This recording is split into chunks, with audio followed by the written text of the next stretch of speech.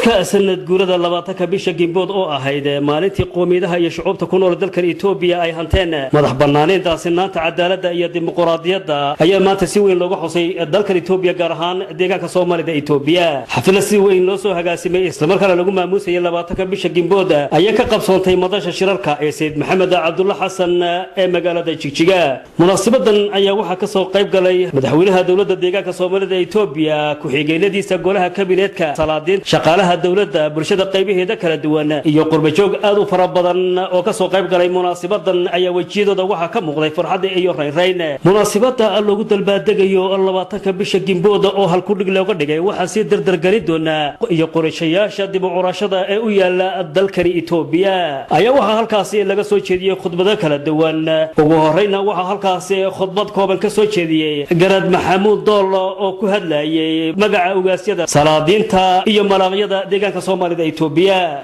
Gimbood haya oo maanta la yiraahdo xuskeediya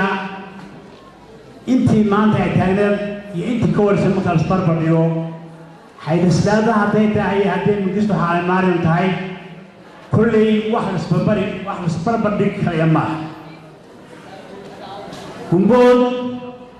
waa maanta aynu helnay xuquuqda dastuuriga waa maanta aan madax banaanaanay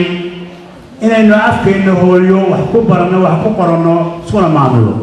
madaxweynaha dawladda deegaanka Soomaalida Itoobiya mudane Cabdi Maxamuud Cumar oo halkaasi ka soo jeediyay khudbad dheer oo ka waramaysa sooyaalkii taariikheed ee qoomiyadaha iyo shucuubta ku nool dalka Itoobiya ay soo galeen xorriyadda sinaanta cadaaladda iyo dimuqraadiyadda iyo wada noolaanshaha ayaa cadeeyay in deegaanka Soomaalida Itoobiya laga bilaabo 2000 ilaa hadda uu ku socdo isla markaana deegaanka Soomaalida Itoobiya uu guul ka soo hooyay arrimaha nabadgelyada horumarka iyo maamulka suuban waxaana madaxweynaha hadaladiisa ka mid ahaa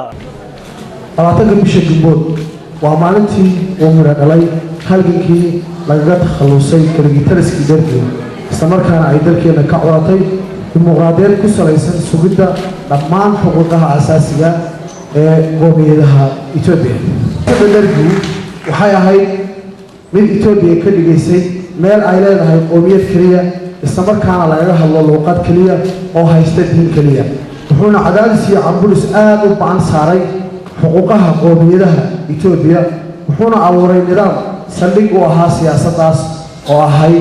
in qoomiyadaha kale ee dalka lagu caayo dhaqankooda diintooda luqadooda ay leeyihiin taasna ay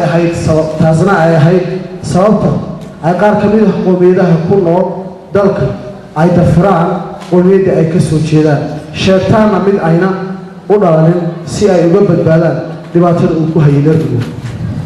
xuskan sanad guurada 20 bisha Gimbood oo si ballaaran looga xusay deegaanka Soomaalida Itoobiya ayaa waxa sidoo kale ka soo qayb galay qurbajoog aad u fara badan oo ka kala timid daafaha dunida oo ay weheliyeen fanaaniin caan ah oo dalka iyo dibadda laga yaqaano munaasabadan 20 Gimbood ayaa ku soo beegmaysa xilli